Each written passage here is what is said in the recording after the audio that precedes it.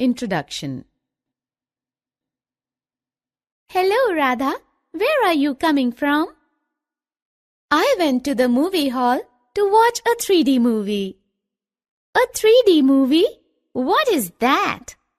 3D means three-dimensional. We wear special glasses to watch that movie. What is the difference between a two-dimensional figure and a three-dimensional figure? Come, I will tell you everything about the two-dimensional and the three-dimensional figures. Objectives. At the end of this session, you will be able to define two-dimensional and three-dimensional shapes, show the different views of a three-dimensional object, understand polyhedron, understand the concept of Euler's formula.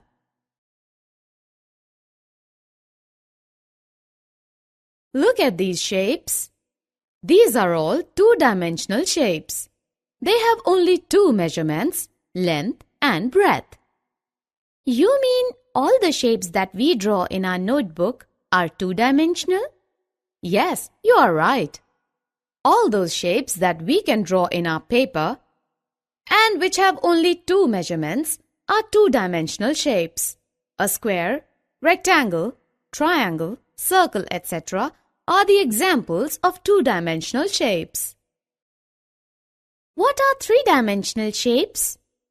A solid object having three measurements like length, breadth and height are called three-dimensional objects. Look at this cuboid.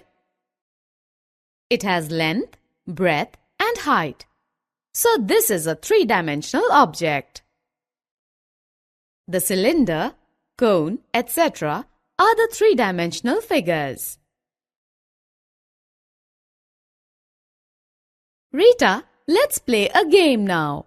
You know about the two-dimensional and the three-dimensional shapes. I will show you some shapes. You will tell me their name and their type. Okay, I'm ready. These are all the shapes. This is square and this is two-dimensional. This is a cone and is three-dimensional. This is a cylinder. This is also three-dimensional. This is a triangle and this is two-dimensional. Circle, two-dimensional. This is a cuboid and is three-dimensional. And this is it a sphere? Yes, this is a sphere and is three-dimensional. Wow, Rita, you are learning so fast. Tell me more about these shapes. Come. Rita, look at this tent.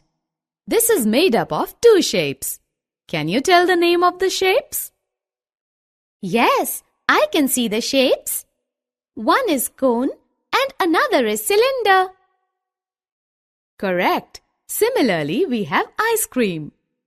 We can see that the cone is a cone surmounted by a hemisphere. Rita, do you know that three-dimensional objects look different from different positions? How? Look at our house. It can have many views. This is the side view of the house. This is the front view and this is the top view. Similarly, this brick can have different views.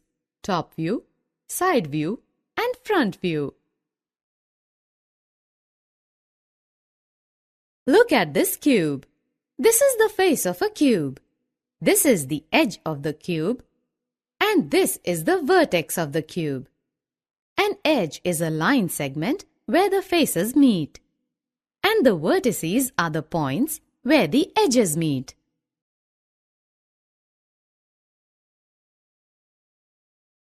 Do you know what we call a solid having flat faces, edges and vertices? No. Those solids are called polyhedrons.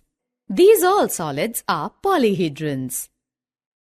Are these objects polyhedrons? No, these are not polyhedrons.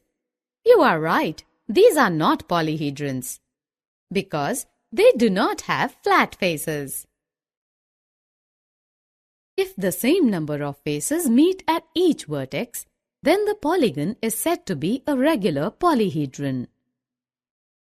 A cube is a regular polygon because here 3 faces meet at each vertex.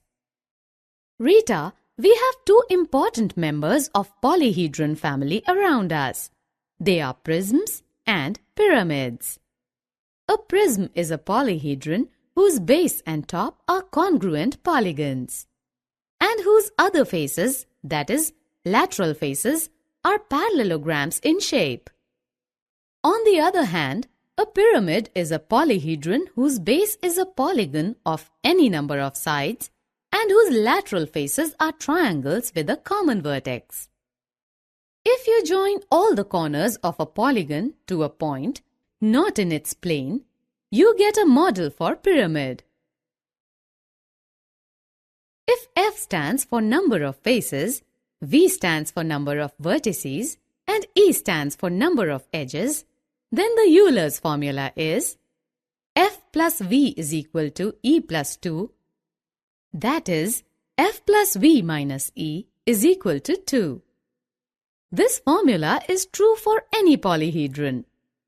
If number of vertices and number of edges of a polyhedron is given, then we can find the number of faces of that polyhedron using Euler's formula.